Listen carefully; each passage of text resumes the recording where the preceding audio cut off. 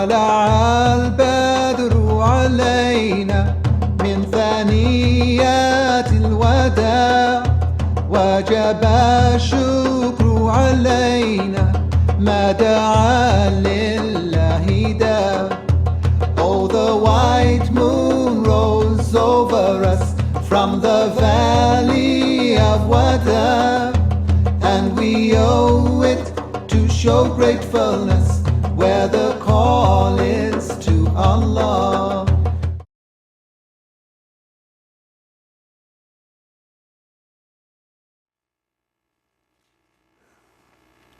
Bismillahirrahmanirrahim. Assalamu alaikum wa rahmatullahi wa barakatuh. All praise is due to Allah subhanahu wa ta'ala, cherisher and sustainer of the universe, and may his choicest blessings be upon his final messenger, Hazrat Muhammad sallallahu alayhi wasallam, his family, his companions radiallahu anhum, and all those who follow him. Ahlan wa sahlan wa marhaban, and welcome to the special ITV production where we showcase the extensive work of Mr. Enver Masud, who hails from America and who has been writing about 9/11 since 2002 at the Wisdom Fund, a non-profit corporation which he founded in 1995. His presentation, Fatally Flawed, the 9/11 Commission Report, debunks the official 9/11 conspiracy theory and is available on the internet at the Wisdom Fund at www.twf.org. He received the 2003 Award of Excellence from the American Federation of Muslims of Indian Origin and the 2002 Gold Award from the Human Rights Foundation based in South Africa for his book, The War on Islam. During his April 2002 trip to South Africa, he gave 20 talks in 9 days to audiences ranging from 400 to over 1,000. In the United States, he has made more than 75 appearances on television, radio, and before live audiences. As a consulting engineer for the World Bank and the USAID since 1987, Mr. Masud has had many opportunities to make presentations to top officials in Albania, Egypt, Ethiopia, Ghana, Indonesia, Latvia, Pakistan, Russia, Tanzania, and the United States. Mr. Masud has also worked for the U.S. Department of Energy, which he managed the National Power Grid Study, District of Columbia Public Service Commission, as Director of Engineering, the Iowa Corporation Commission, where he established the Operations Review Division, and for the U.S. private sector, where he developed computer models used by electric utilities. My pleasure to welcome Mr. Enver Masud once again to South Africa. Assalamu alaikum. Thank you, and it's a great pleasure to be here after 5 years when I had the good fortune to be invited here by Dr. Muhammad Adam of the Human Rights Foundation, and I guess we met back then, 5 years ago. And now he's the CEO of ITV. So Yes, he's come a long way. You've written us a special message there. I remember him discussing ITV at the time, and he was preparing budgets and plans at the time for ITV. MashaAllah. Well, it's well underway and you're on it right now. Our viewers have seen the many dissertations, discussions, discourses, presentations you have made with the 9/11 Commission, fatally flawed, as you said. Many are calling for the reopening now of the 9/11 investigation. How did you get involved in 9/11? Initially, like most Americans, I believed what I was told. I live a 15-minute walk from the Pentagon, and shortly after 9/11, I tried to see the plane that we were told had crashed there, and I went up to this little hillside from which we can look down at the Pentagon across an intervening highway, and I couldn't see the bottom floors. So the first question I had for the other onlookers, where's the plane? None of us could see the plane, and that was it. I thought, well, it's down there in the first couple of floors, which we couldn't see. So I left it at that. But in early 2002, I came across more information about our war on Afghanistan that cast some doubt on the story about 9/11. And that was the beginning of my writing about 9/11. So over the next few years, I wrote about 9/11, various aspects of it, but it wasn't until about a year and a half ago when I felt comfortable approaching the whole subject and making this conclusion and drawing this conclusion that all of the major conclusions of the official report are false. What brought you to South Africa before we go into further discussion? First time around, it was Dr. Muhammad Adam. Quite by chance, I got an email from Dr. Adam asking if they could print 7,000 copies of my book. I was certainly pleased and honored that somebody wanted to reprint this book by an unknown author. One thing led to another, and Dr. Adam invited me on a tour here where I gave those talks you just mentioned. And this time around, it was that initial contact made back in 2002 that led me to A.B. Dowji again. And actually Mr. Saeed in Pietermaritzburg, who was the first to contact me if I could do a talk there. And that then developed. Dowji and others found hosts in various cities. I've been in about 10 or 12 cities since then, and in Malawi. Now, people have seen your presentations, thousands, maybe hundreds at a time, but there are still millions who will be watching ITV and continue to watch ITV, and who are going to be seeing this production not only on ITV, but seeing it in the comfort of their homes and as DVD players, on the DVD players. What is your theory about 9/11? I have no theory about 9/11. What I have done is demonstrate that the official theory, which is also a conspiracy theory, that is false. And I've done that using information from mainstream American news sources, CNN, MSNBC, ABC, NBC, CBS, Fox, and still photographs, plus documents from official sources, such as the transcript from a briefing at the Pentagon on the day following 9/11. So all of the information I present is from sources that are generally regarded reliable, but which have chosen not to make that information public after the first day or two following 9/11. I want to pick out on one word that you mentioned, and that is the theory given by the American government is a conspiracy theory. I've heard that a few times. I've been dying to ask you the question to elaborate on that. You know, a conspiracy is merely two or more people getting together to perform some illegal act, usually. So the government admits, our government admits there were more than two people involved, so by definition it's a conspiracy. They have collected a set of facts and tried to build a story around there. That is their theory. So by definition, every explanation of that event is a theory. I have no new ones. I'm just saying that their theory is false. What caused the Twin Towers of the World Trade Center to collapse? Many people are asking that question over and over again. Not many believe, as you say, the conspiracy theory coming from the government of the United States. The towers collapsed by forces other than the impact of the airplane and the resulting fire. And let me show you a short video clip. And as you watch this, look for explosions. And then we'll go back and discuss the relevance of that clip to your question. So here's the video clip coming up. And we have it.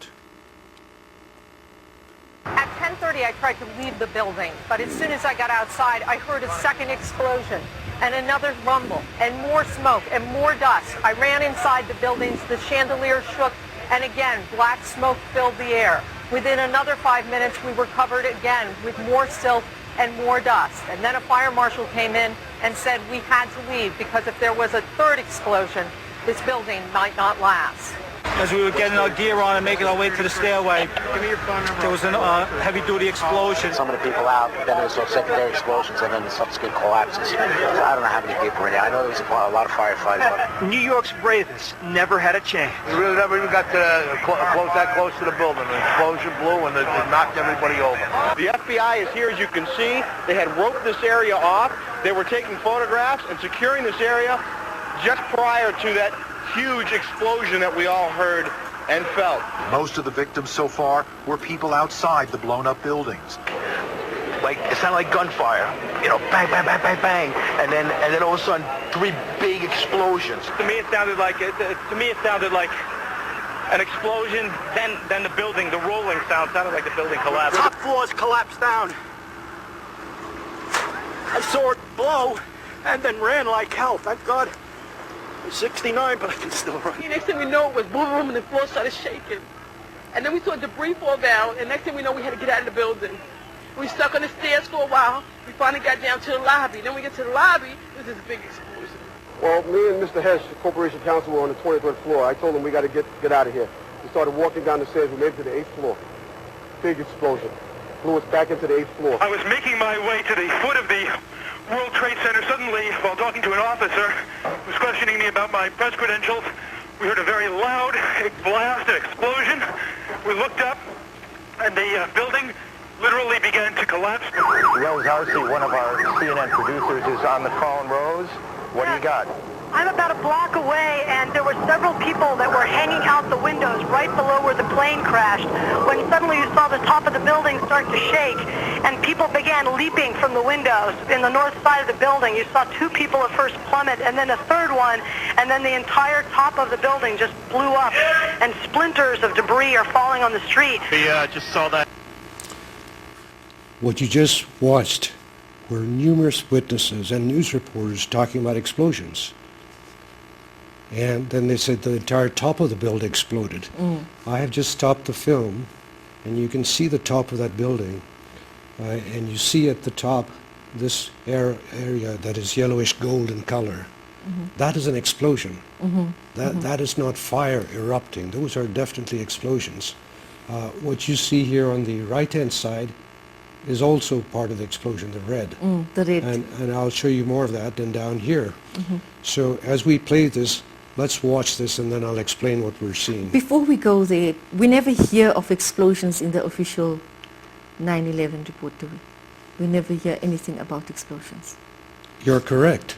The official 9/11 report does not use that term at all, except in referring to the explosions back in 1993. Yes. So they do not mention this. It's strange that all these witnesses are saying explosions, and all we ever hear is that the plane smashed into the Twin Towers and dissolved into the ground with fuel, jet fuel, etc. That's right. The plane hit the tower. There were explosions then. Then there were flames from the fire. But the fire went out in 10-15 minutes, and then all we saw was black smoke. And then less than an hour later, this building erupts in explosions.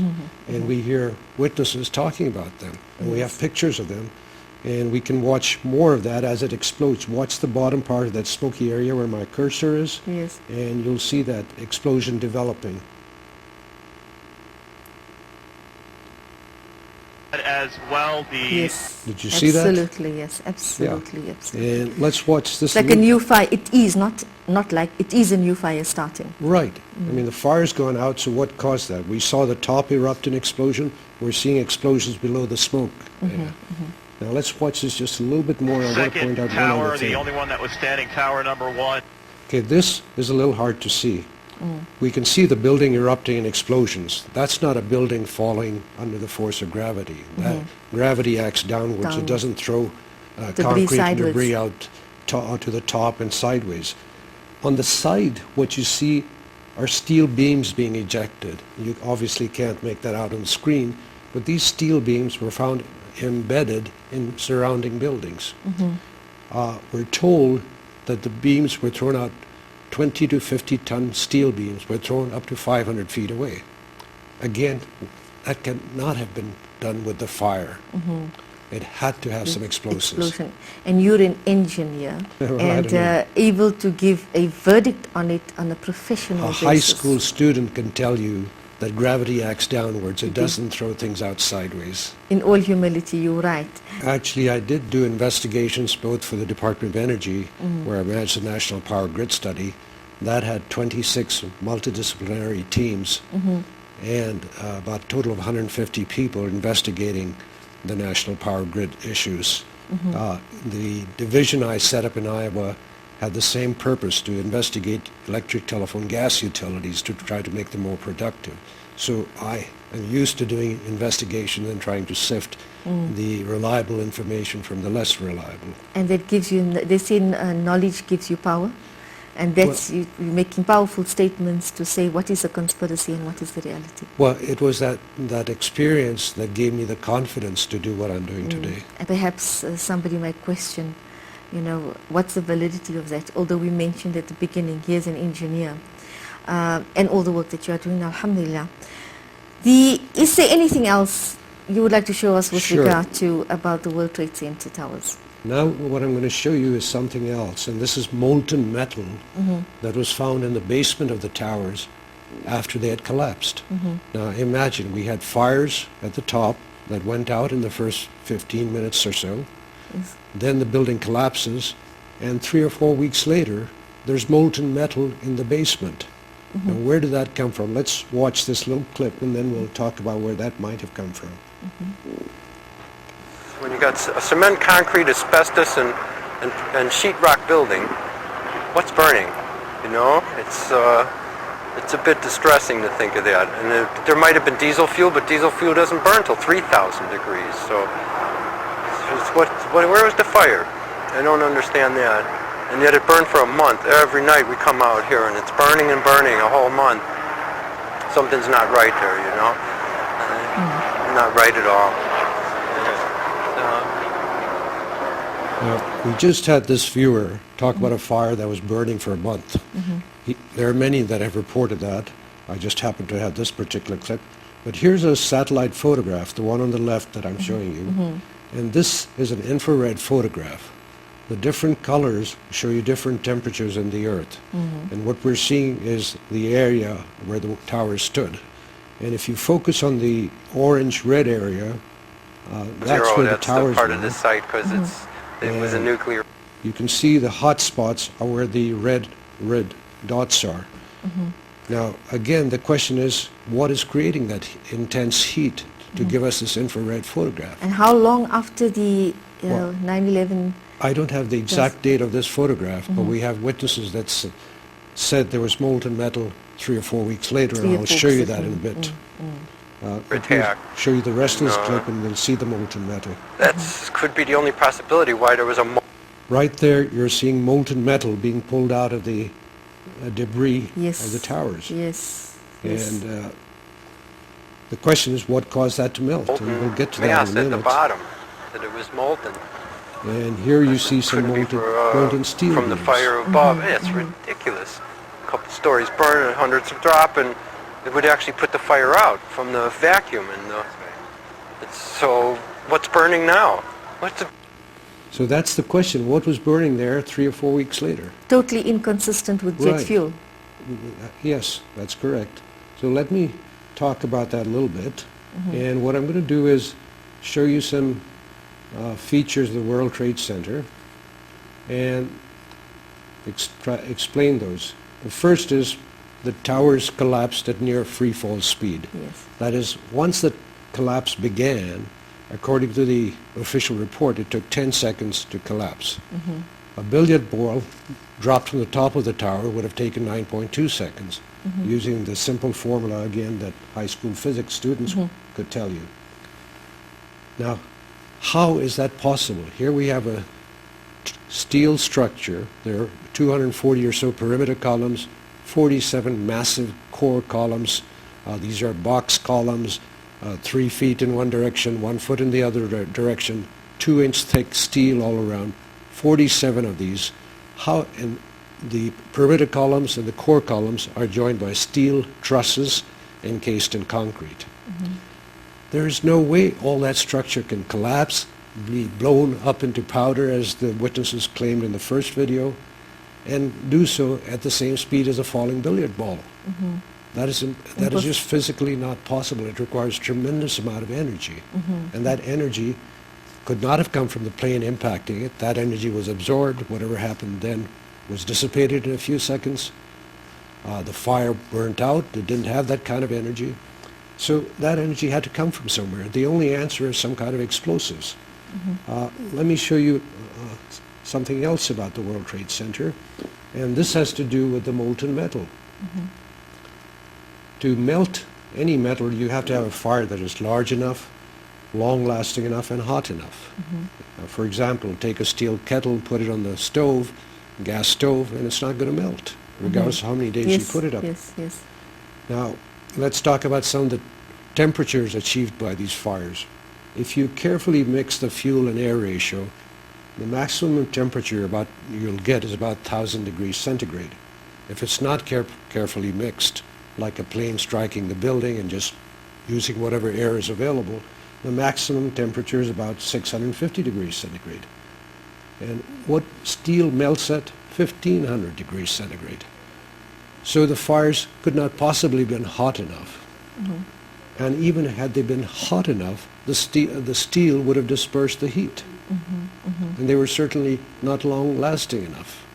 So there's no way that the fire could have weakened the steel to the point that it would collapse. In fact, this is very interesting. A 38-story tower burned for 18 hours in Philadelphia without collapsing. 56-story tower burned for 17 hours in Caracas, Venezuela, without collapsing. In Madrid, a 32-story tower burned 24 hours without collapsing. As I said earlier, no steel frame high-rise in the world has ever collapsed from fire, before 9/11 or after 9/11. And on this day, 3 of them did. So that is unexplained in the official report. There are, as we're seeing, a lot of unanswered questions, and people are therefore also calling for the reopening of the 9/11 investigation. What about, now we've spoken about the World Trade Center towers. Is there anything else you want to say, or can we speak about the Flight 93? Well, there's more to the World Trade Center. Go ahead, please, yes. Building 7 of the World Trade Center. Absolutely. Most Americans and much of the world thinks of the World Trade Center as 2 towers. Yes. But the World Trade Center actually comprised 6 buildings. And here they are in this layout taken from one of our major newspapers, either the Washington Post or the New York Times. And what you see there are the 2 towers. And at the base, there's building 3, 4, 5, and 6. And across the street is building 7. It's quite large in comparison to the others. Yes, this building 7, these 7 buildings are the World Trade Center. And building 7 was a 47-story building. It would be the tallest building in most countries. Yes. It would be the tallest building in most states in the United States. So let's watch what happened to building 7 and see if that has been examined carefully by the 9/11 Commission. And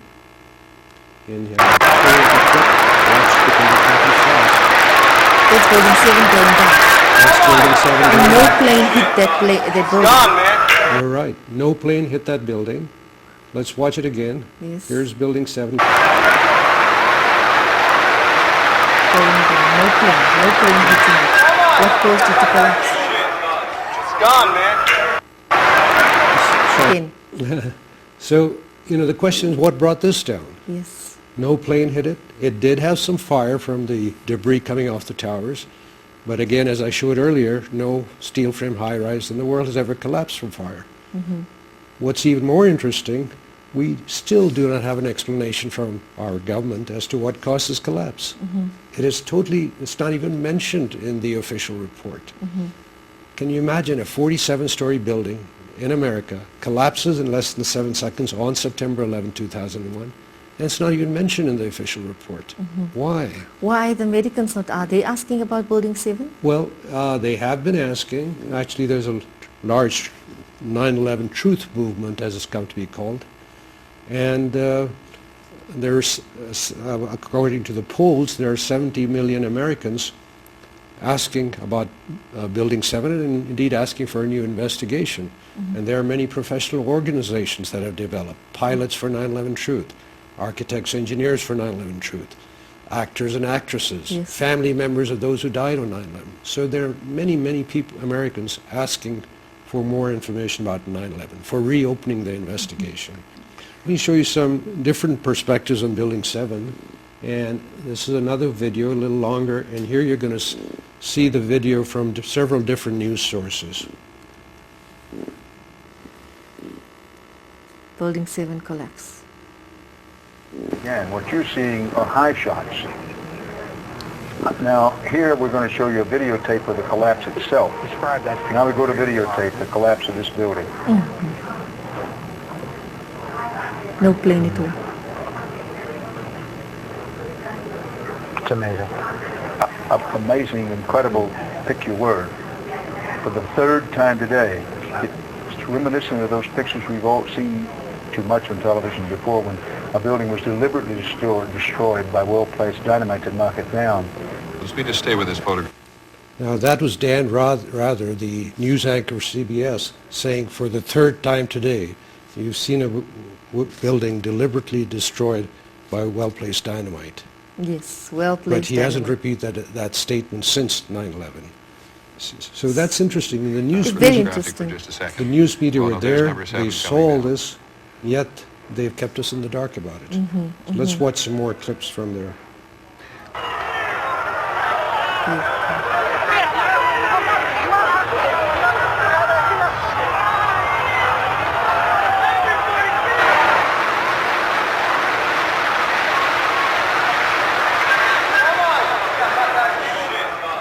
Gone, man.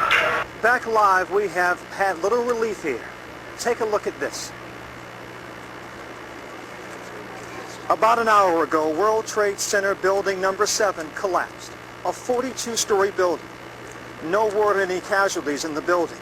It was the one calamity that was not a surprise. I remember getting a call from the fire department. There's building 7 with the fire, you can see. Yes. Let's watch the rest of this. This gets interesting. Commander telling me that they were not sure they were going to be able to contain the fire. I said, we've had such terrible loss of life. Maybe the smartest thing to do is pull it. And they made that decision to pull, and then we watched the building collapse. Now that's very interesting. What you just saw was Larry Silverstein saying that he was told the building was about to collapse, so he made the decision to pull it. Oh. Now, pull it is a term used in the demolition industry when you get ready to blow up the building. Now, how would anybody know that building's about to collapse? Since no steel frame high-rise had ever collapsed from fire, and all this building had was some small fires. In fact, I have other videos that firemen talking about how little effort it would take to put out those fires. So why would Mr. Silverstein know that the building's about to collapse and the building was evacuated prior to collapse? How did they get all this pre-warning? How did they then manage to, how did the building then collapse? Obviously, there had to be well-placed explosives. A planned demolition. Days and weeks ahead. It takes weeks of planning and days of work to make that happen. That is never examined or explained in the official report. That's a critical part of the 9/11 investigation that's been omitted. Exactly. Building 7. Building 7. Even if you accept the government's explanation on what caused the 2 towers to collapse, they haven't explained the time of this 10 seconds required to collapse the whole building. And Building 7, as we have seen, is not mentioned at all. As an expert, as an engineer, would buildings that are planned for demolition go down that fast?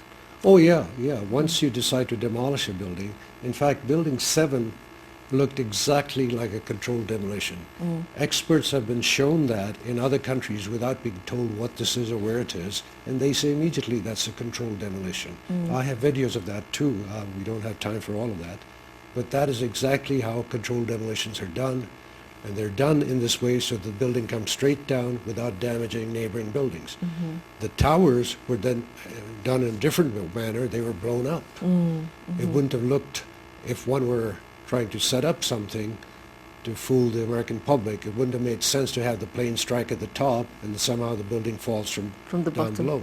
So it was exploded from the top down. But those were clearly explosives, as we see in the pictures.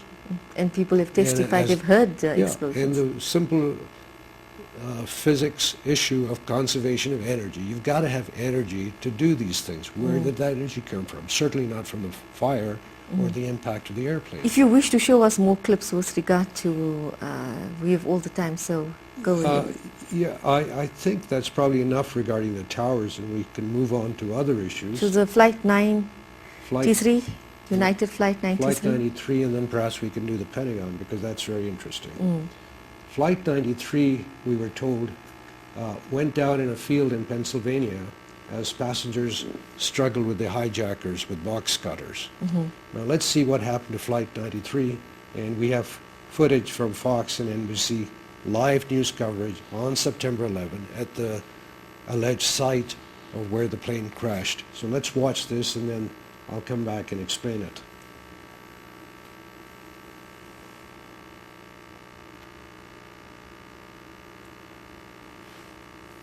The debris here is spread over a 3 to 4 mile radius, which has now been completely sealed off and is being treated, according to the FBI, as a crime scene.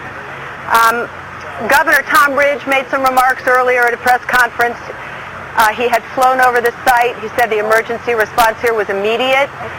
He also said, and I don't know whether or not you all are able to see pictures of this, but this is one of those cases where the pictures really do tell the story, that sort of the most horrifying aspect of this particular crash scene is how little debris is visible. There is a large crater in the ground, and I'm... Okay, I stopped that to explain a couple of points she just made. First, she says the debris is spread over a 3 or 4 mile radius. Now, when you have a plane crash into the ground, and I've seen many pictures of these, I'm sure your viewers have, the debris, there's a large amount of debris where the plane first impacts the ground, and then there's a trail of debris, large parts, baggage, bodies, and we see none of that. The debris spread over a 3 or 4 mile radius. She also says it's most horrifying aspect of this is how little debris there is. And she talks about a large crater in the ground. There's the crater where the plane allegedly struck. Right there in the middle of your picture, and you see no large sections there. Let's go on and get some more information on this from others. Hoping that you all are seeing it as I'm talking about it, but that's really all you see is a large crater in the ground and just tiny, tiny bits of debris. There's been at least one report that the investigators out there, and there are hundreds of them, as I said tonight, have found nothing larger than a phone book. I want to get quickly to Chris Kanicki. He's a photographer with the Pittsburgh affiliate of Fox affiliate. He was back there just a couple of minutes ago, and Chris, I've seen the pictures. It looks like there's nothing there except for a hole in the ground. Basically, that's right. The only thing you could see from where we were was a big gouge in the earth and some broken trees. We could see some people walking around in the area, but from where we could see, there wasn't much left. Any large pieces of debris at all? No, there was nothing that you could distinguish that a plane had crashed there. Smoke, fire? Nothing. It was absolutely quiet. It was actually very quiet. Nothing going on down there, no smoke, no fire. Just a couple of people walking around. They look like part of the NTSB crew walking around looking at the pieces. How big would you say that hole was? From my estimates, I would guess it was probably about 20 to 15 feet long and probably about 10 feet long or 10 feet wide. What could you see on the ground, if anything, other than dirt and ash? And you couldn't see anything. You could just see dirt, ash, and people walking around, broken trees. You couldn't see anything except dirt, ash, and people walking around. The crater is described by this viewer as being about 10 foot wide and 15 to 25 feet long. Certainly that's not the crater made by an airplane impacting the ground at that spot. I'll come back to this after I show you more about the Pentagon, because there we have some interesting video that bears both on this crash and on the Pentagon. Excellent. So if you apply the same principle to Flight 77 that supposedly crashed into the Pentagon, you probably have just as many unanswered questions. Let me talk about that, and what I'm going to do is again show you a video, and let me explain what this video is. What you're going to see is CNN's top correspondent for the Pentagon, Jamie McIntyre. He's been their correspondent since 1992, and he has offices in the Pentagon. And let's listen and watch what Jamie McIntyre has to say on September 11. And here it is, coming up.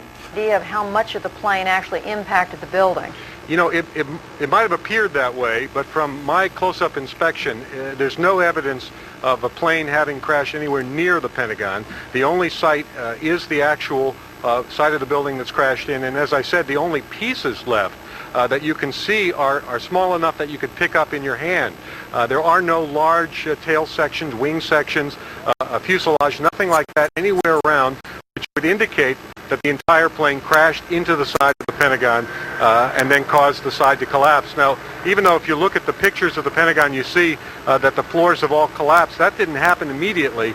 It wasn't until almost about 45 minutes later that the structure was weakened enough that all of the floors collapsed. There's quite a bit to digest in that video. So what I'm going to do is play it again and stop at key points and explain what's just been said. You know, it might have appeared that way, but from my close-up inspection, there's no evidence of a plane having crashed anywhere near the Pentagon. The only... So he's just explaining that from his close-up inspection, there's no evidence that a plane crashed anywhere near the Pentagon. And let's take a look at this area of the Pentagon where the cursor is, and you see that's the collapsed roof of the Pentagon. He says that didn't happen until much later. Yes. And I'm going to show you videos of pictures of that area before the collapse that tell an interesting story. But let's watch this again and see what else Jamie McIntyre has to say. The site is the actual side of the building that's crashed in, and as I said, the only pieces left that you can see are small enough that you could pick up in your hand. There are no large tail sections, wing sections, a fuselage, nothing like that anywhere around, which would indicate that the entire plane crashed into the side of the Pentagon. The only pieces left are small enough to pick up in your hand. Nothing to indicate that a plane crashed into the side of the Pentagon. This is CNN senior correspondent on September 11, 2001. Let's see some more interesting and then things. caused the side to collapse. Now, even though if you look at the pictures of the Pentagon, you see that the floors have all collapsed, that didn't happen immediately. It wasn't until almost about 45 minutes later that the structure was weakened enough that all of the floors collapsed. And what I'm going to have to do to show that is back up again here and show you something here. Okay, let's there are no large tail sections, wing Notice sections, a light post there? a fuselage, nothing like that anywhere on the right around, we have this which would indicate structure coming into view. That structure on the top right-hand corner are road signs. Yes. The big signs over roads that tell you directions. And those light posts, those road signs, are clearly right in front of the Pentagon where the plane is supposed to have entered. Yes. Those would have been down if it was a they're plane. 150, 200 yards away. Yes. So there's no way that a plane could strike the Pentagon from that angle, which is we were told where it struck from, without knocking these down. These down, absolutely. And they're standing. And the road signs. So, as an engineer, and I do believe you also have your license, I pilot have a license. private pilot's license. I haven't flown much. I flew open cockpit biplanes in India, and then a small Cessna and a Grumman Tiger in Norman, Oklahoma. That's in a fact, lot. at the same airfield that Musawi was trained at. But at least but that's clearly evidence that what was it, people will ask. Some have been saying it could have been a drone. Others are saying it could have been a Global Hawk or a missile. Yes, but before I answer that, let's look at some more pictures that makes this much clearer. And here I have a bunch of still photographs from the Pentagon. And for your readers that aren't familiar with the Pentagon, it's a 5-sided building with 5 rows of buildings, open areas in between. And the plane is supposed to come from this area that where my cursor is on the left, somewhere across there, and struck the Pentagon at an angle about here. Now let's look at the videos that the government has given us showing that impact. In fact, as far as I'm aware, this is the only evidence given by the government to tell us what hit the Pentagon. And let's look at that first video frame. These are from a Pentagon security camera. And there you see what we're told is a Boeing 757 on its way, flying level over the ground to strike the Pentagon. Now look carefully. See if you see a Boeing 757 there. Nothing. Yeah. The only thing I see is a little trail of smoke or something. Yes. Where that cursor is. That we're told is a Boeing 757. We're told to take that on faith, I guess. Here it is striking the Pentagon. Here's another picture of it, and that fireball developing. And another picture, and that's it. That's the evidence that a Boeing 757 struck the Pentagon. That's the official evidence. Now let's look at some of the unofficial pictures that tell a different story. Here's the ensuing fire. What you're seeing is the center of the area of impact. Now, just to keep your bearings in subsequent pictures, notice these reels of cable out front. So this point of impact is right there behind the cables. Now, I'm going to show you some more still photos of that area. Here's that area closer up. See the same reels of cable there? See these columns are still intact? Still intact, yes. There's no sign of a fuselage or wing section. I was going to say, a fuselage of a Boeing is huge. There's nothing. And that hole certainly is not big enough for a plane to have entered. So let's look at another picture. There's after the fire has died down a little bit. There are those same reels of cable. And you see back there, the building's intact. There's no hole big enough to possibly accommodate a plane. And certainly the plane is not lying around outside. Yes. So where's the plane? Yeah. Let's look at another picture of that area. Here it is again. And this is the area of impact. Again, no plane. And here's one more picture where it's a little clearer. The columns are still standing. Yes. The reels of cable are still there. And there's the point of impact. You know, where is the plane? Where's the hole big enough to have the plane enter the Pentagon? You know, so the official story just doesn't make sense. Got some other interesting pictures. Here's those light posts and road signs. I've passed down this road hundreds and hundreds of times, and you can see the fire in the background. All these are still intact. And how could those be if a plane flew through there? It's just not possible. Here's another view of that area. The fire's died down quite a bit. You know, all those light posts, road sign intact. But in this one, you see the roof has collapsed. So what most Americans in the world has seen is the Pentagon closer up with this roof collapsed. And they obviously assume that's where the plane entered. They're not shown pictures with these posts, lamp posts, and road signs in front. When you see these, they tell a different story. Absolutely. I mean, all you have to do is look at the pictures carefully and see what are they. Ask yourself, what is this telling me? Let me show you some other interesting pictures. And here we have some white guys in white shirts, black ties, slacks, picking up debris. And they don't look like They look like they're moving fast. Very, very fast. And they don't look like a normal cleanup crew either. Absolutely not. And certainly your priorities on that day would be the bodies and other things, let alone cleaning up the debris. Yes, yes. In fact, the standard procedure is you do not disturb the crime scene. Don't interfere with the evidence. All the evidence has been photographed, examined, and the investigators... Sent for forensics, yes. Right. Now, what then happened to Flight 93 and 727, some people may ask? I have a couple more pictures and then I can answer that.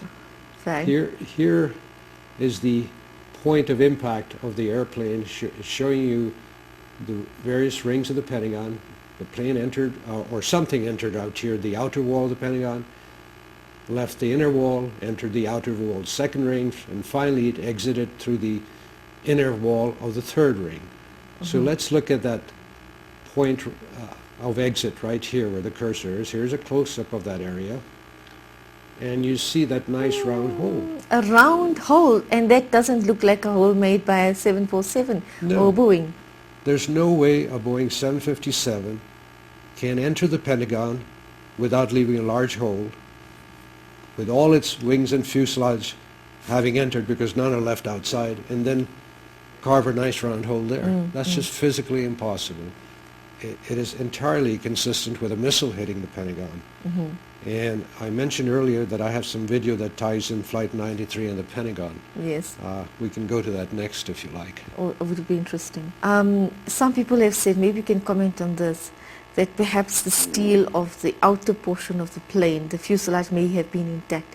The outer portions of the plane, like the wing, etc., may have been of lesser concentration or weaker metal, so they must have just folded in. Planes are relatively they're lightweight to begin with, and it is not a solid steel structure. So what you would have expected if a plane hit the outer wall of the Pentagon is some portion of that would penetrate, Yes. and a considerable portion of it would be left outside, particularly Yes. the wings And there isn't. and the tail, parts of the fuselage, which is what you'd expect to find. And here we see nothing left outside in this nice round hole Yes. in the sixth wall that it penetrated. Mhm. That's just not possible with a plane. It's certainly consistent with a missile, and I think this next video that I'm going to show you highlights that. Excellent. Let's go to that. And what you're about to see is a conversation between I wanted to focus just a Lee moment on Hamilton, the who is presidential... the vice chairman of the official commission appointed by President Bush to examine 9/11. Excellent. And he's talking to Norman Mineta, who's the Secretary of Transportation, who in turn answers to the President. And let's watch this interchange. What you're going to hear about are certain orders issued on that day. A presidential order and another order issued by Cheney, the vice president. They're two separate orders, keep that in mind. And let's hear what those orders, when we're told what one order is, the other order we have to figure out from the conversation. All right. So let's do that. Emergency Operating Center. You were there for a good part of the day. I think you were there with the Vice President. And we had that order given, I think it was by the President, that authorized the shooting down of commercial aircraft that were suspected to be controlled by terrorists. Were you there when that order was given? No, I was not. I was... Okay. The Vice Chairman, Lee Hamilton, had just asked, were you there when that order was given to shoot down aircraft controlled by terrorists? He says, no, I was not. Now, remember, Flight 93 debris spread over 3 or 4 miles. Obviously, the plane didn't impact the ground there, and is more than likely it was shot down, because that's why the debris spread over a large field. Yes, yes. And here we have the Vice Chair of the Investigating Commission telling us there was an order issued to shoot down airplanes controlled by terrorists. But it doesn't say what airplanes. No, but then that we know there was a shoot down Yes. order, and we find Flight 93 debris spread over a large area. Tie the two together, and what do you get? Flight 93 was shot down. Absolutely, yes. So now let's watch Mr. Mineta talk about a different order. Yeah. And this gets very interesting. Made aware of it during the time that the airplane coming in to the Pentagon, there was a young man who would come in and say to the Vice President, the plane is 50 miles out, the plane is 30 miles out. And when it got down to the plane is 10 miles out, the young man also said to the Vice President, do the orders still stand? And the Vice President turned and whipped his neck around and said, of course the orders still stand. Have you heard anything to the contrary? Now Clear here- order. Yeah. A definite clear order. Yeah, That there could was have been Flight 77. Right. So imagine this scene. It's September 11. The towers have been hit. And here's a young man coming into the Emergency Operations Center where Cheney is sitting, and he says the plane is 50 miles out. Now recall earlier we're told there's an order to shoot down aircraft controlled by terrorists. So why is this man coming in and saying the plane is 50 miles out? Why isn't he just shooting it down? He comes in again, says the plane is 30 miles out. He comes in again, says the plane is 10 miles out. Do the orders still stand? And Cheney twists his neck around, as Mr. Mineta describes, and says, of course they do. Have you heard anything to the contrary? Now, obviously there are two different orders, because there's a shoot-down order, and Cheney is given some other order that is different from that. And the man is coming and asking him, the plane is 50 miles out, 30 miles out, 10 miles out. Somebody wanted... What would that order be? Do not shoot. It was contrary to the other order. Yes. If it had been an order to shoot down, they would have shot it the moment they saw it. But it keeps coming closer and closer, and this military man is concerned. And Cheney tells him, of course the order still stands. And the only possible order that makes sense in that context is an order, do not shoot what is incoming to the Pentagon. So Does that mean that Cheney knew a missile is coming into the Pentagon? I don't know. But certainly Cheney issued an order saying do not shoot whatever is coming in, and we have what looks like a missile from the damage both outside the Pentagon, inside the sixth inner wall. That indicates a missile hit it. Draw your own conclusions from that. This seems like damning evidence, though. If we were in a court of law, we would certainly have, at the very least, introduced reasonable doubt, which is the criteria in a criminal case, and we may even have the preponderance of evidence, which is the more looser standard in a civil case. And that's exactly what one of the High Court judges said to you. You've given enough thought for reasonable doubt. Right. All right, so talking about the Pentagon, these are very, very, very important facts and evidence you gave. It's a rethink for many people, a complete overhaul for those who are so convinced that it was done by Arab hijackers, which brings us to the next question. Then what about the 19 Arab hijackers? Well, things keep getting more and more interesting all the time. Here's an article from BBC News. And what we have is an article, September 23, 2001, saying hijacked suspects alive and well. Now, you recall that by this date, the President has already identified the 19 hijackers, and here are their names. And, but the BBC is questioning that. And not only is the BBC questioning it, we have here the FBI Director, Robert Mueller, acknowledging that the identity of several of the suicide hijackers is in doubt, the last paragraph of this article. So, and he repeats that comment in a subsequent speech at the Commonwealth Club in San Francisco, which is a very prestigious club. Presidents have spoken there. And the director says the same things a few weeks later. So, all I can say is our own FBI director disagrees with our president. So you can choose to believe Mr. Bush or believe the FBI director. Where, now I have some more interesting thing on the hijackers. Here is the list of all the passengers and crew of these various flights. And below that we have the list of those who died on 9/11. And if I scroll through this, in fact, these are the only lists that have ever been made public. All right. Several websites have these, and you see they have the various flights, the World Trade Center, Pentagon, all the people who perished. And if you go down this list of the airplanes, and I'll go slowly, we can't read every name, but they're on our website. We have linked to all these pictures, videos I've shown you. They're all linked in my presentation on the website. You won't find a single Arab name on any of those lists. Yeah. Here they are. They're scrolling much too fast to read, but if you're really interested, look for the list on the internet or go to our website, and it'll take you right there immediately. So there are no Arab names on these passengers. Where did the president get his information? Pardon? Where did your president get his information? Well, we had a set of lucky finds.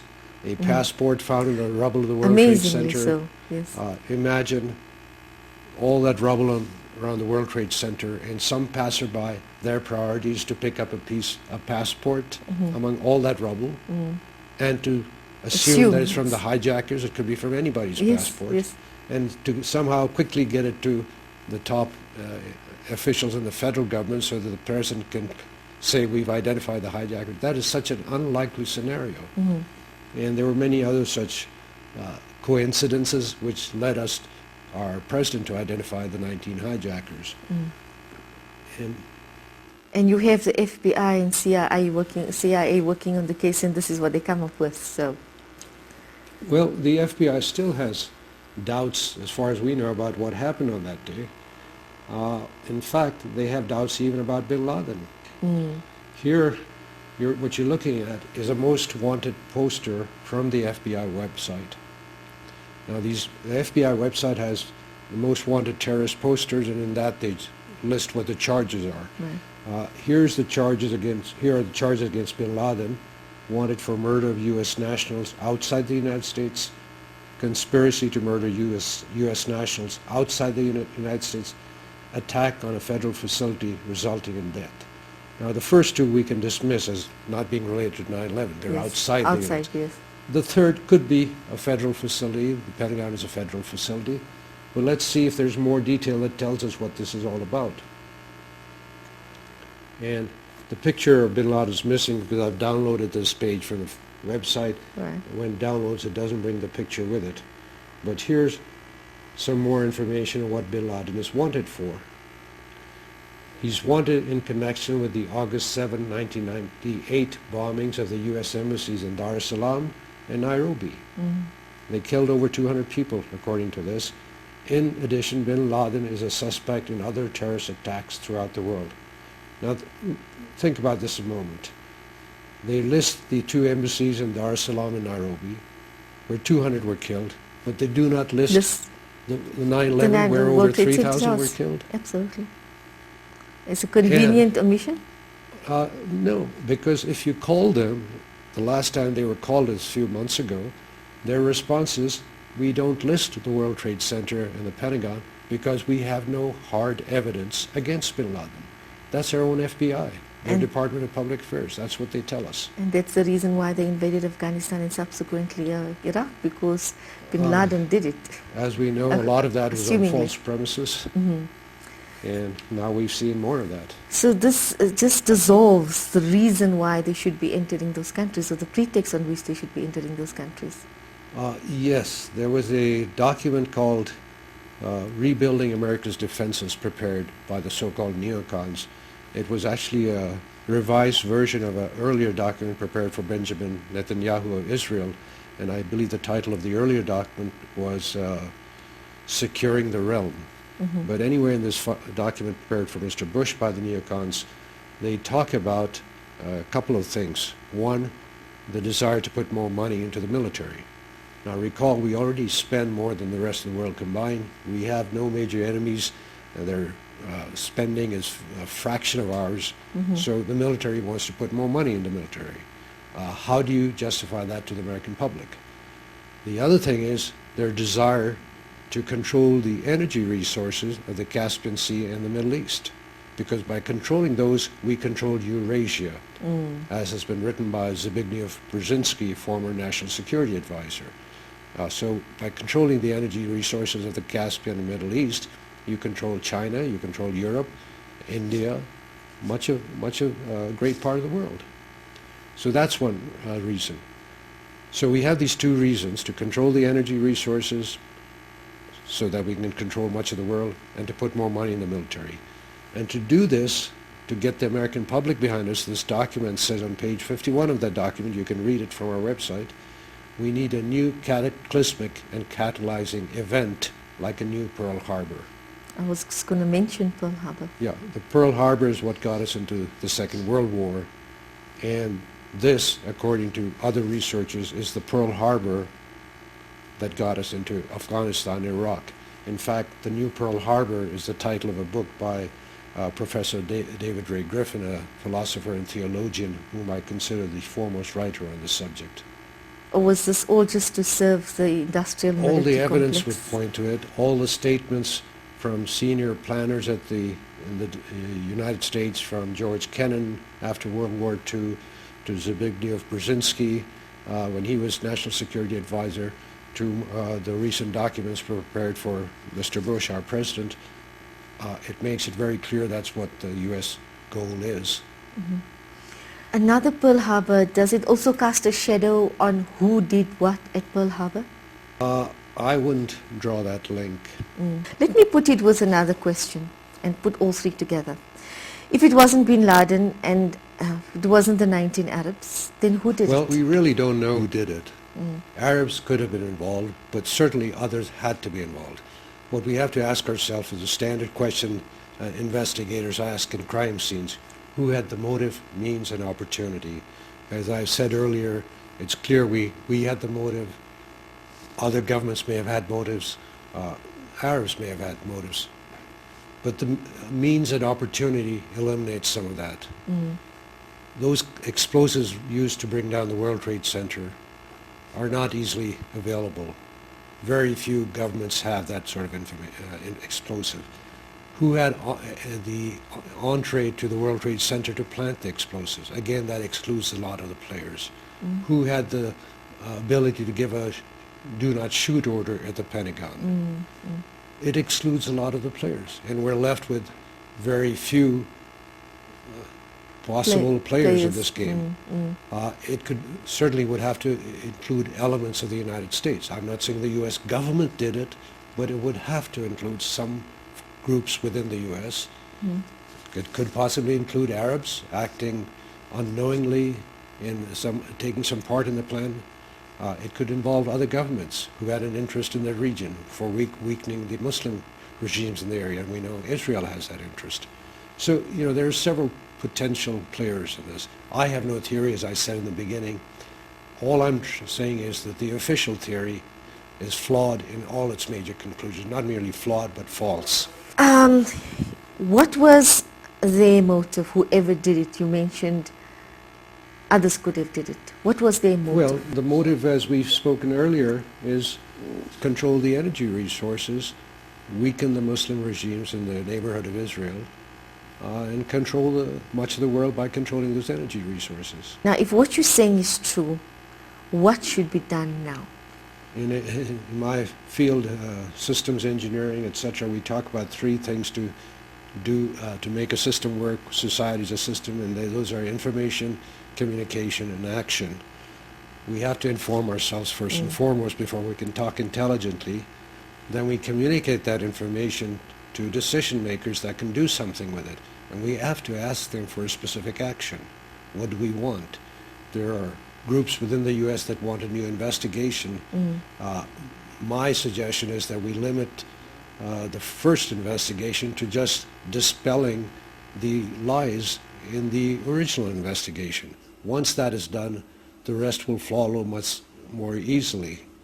In Africa, you have to ask yourself what would be good for Africans.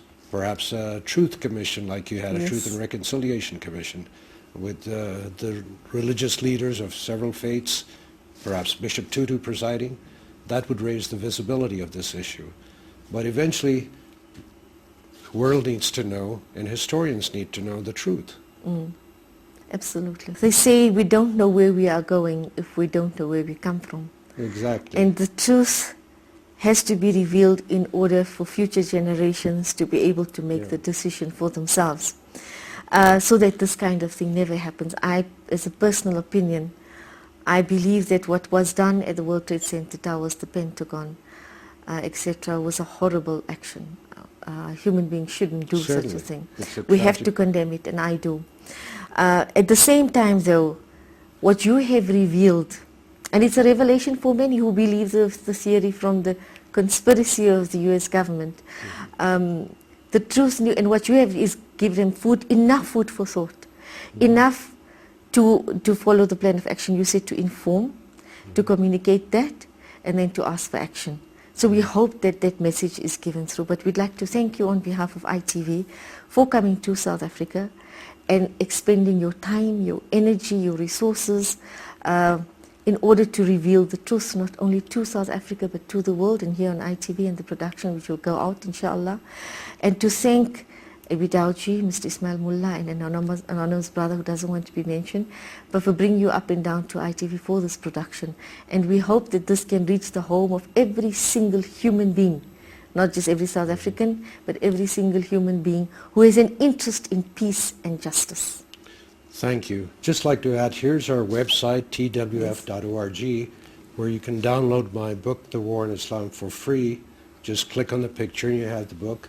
And if you scroll down a little bit on the left is the entire presentation with all the links. We're going to show the details on Mr. Enver Masud's website, which is important. Just while we are doing that, run us through very quickly your book on the War in Islam, third edition. Yeah, The War in Islam, the third edition, brings you up to speed on what was happening from the first Gulf War to the attack on, to the present-day revelations about 9/11. And that is available free on the internet. Just download it by clicking. There is actually a fourth book, fourth edition, that's been printed in India. I haven't even seen it. That brings you further into this and has a lot of what I've written in that book, except for this final presentation. Excellent. So while the world is still reeling and wheeling and dealing, you have the truth before us, and the world has to think differently now. The consequences of that and the way forward. As you said, I'm going to reiterate that with your permission, to inform others, to communicate that with others as well, and then also to take action. Your action was to, what you've asked for is for them to admit that it was false, the first one, therefore you're calling fatally flawed. Yeah. And any intelligent person or less intelligent person can see it's fatally flawed. Yes. But the work, the insurmountable effort that you have put into this documentary and other presentations is no mean measure. It's in a huge effort on your part. And on behalf of all just loving people, we'd like to thank you once again for coming to South Africa, and we hope that our viewers will visit the website www.twf. The Wisdom Fund? Yes. Do you say it full or just TWF? TWF, or the initials of the Wisdom Fund. Oh, lovely. So, but we hope they'll visit the website and also receive the 3rd edition of your book free. Yes. Inshallah. Once again, Mr. Enver Masud, shukran. Thank you for coming all the way to South Africa and spreading the truth and asking for people to be just. It's your government. You said you are answerable to the Constitution. And we hope that this knowledge of the truth makes you even more braver and more courageous, so that you continue to write more. I receive your mail quite regularly, and I'm learning from all that. So I'd like to thank you on a personal note as well. Thank you very much. That was Mr. Enver Masud, who hails all the way from the United States. As we said, he's the CEO of the Wisdom Fund. I received those emails, and it's excellently written. It's educating me, and I hope that you will visit the website as well. We'd like to thank Dr. Enver Masud for his contribution towards bringing justice and peace, hopefully, with the truth to the world. And inshallah, you too will take action in trying to bring the reopening of the 9/11 investigation to the fore. We hope that you enjoyed the DVD, and we hope, inshallah, that we can all stand together one day and say, this is the truth of what happened at 9/11, at the World Trade Center Towers, at the Pentagon. From me then, Assalamu alaikum wa rahmatullahi wa barakatuh. Allahu Allah, Allahu Allah, Allahu Allah, Allahu Allah, Allahu Allah.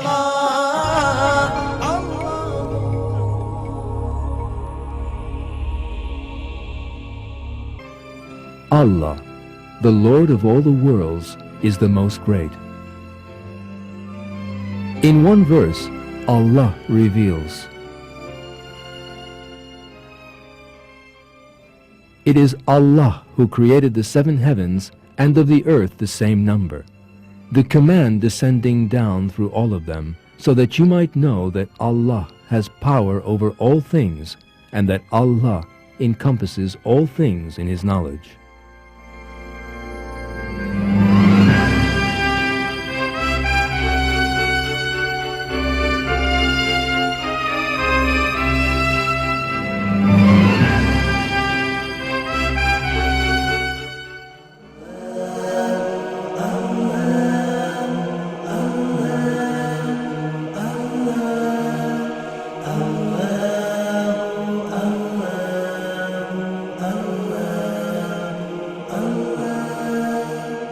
الصبح بدا